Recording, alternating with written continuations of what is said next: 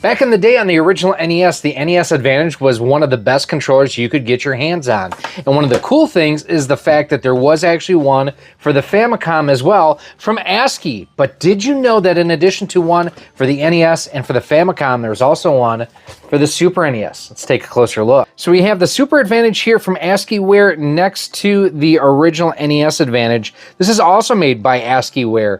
A couple differences between the two of them. This does have the 1 or 2 player switch, whereas on the Super Advantage, it is only a single player controller.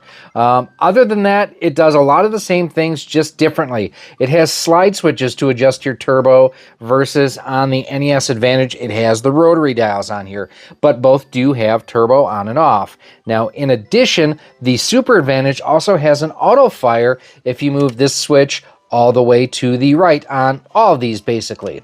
Now, on the original NES Advantage, same colors on both of the buttons, whereas you do have the Super Famicom style button colors on this one here. You also do have the slow motion button, which basically pauses and unpauses your game as it goes through, and you can adjust the speed of that here too. Very similar control stick here with the kind of ball top on them. Neither one are micro switches. I don't know what you would describe them as, but I actually like this style compared to a micro switch. And then you do have just the Super NES aesthetics with the purple and gray on here, even though it does incorporate the Super Famicom style buttons. Now, I do wish this had concave and convex for the buttons like the Super NES controller, but for what this is a pretty stout controller. The Super Advantage definitely had a lot of the same features as the original NES Advantage, but it's very much its own controller. Did you ever have one of these? Did you ever want one of these? And what do you think of this? Let me know down in the comments.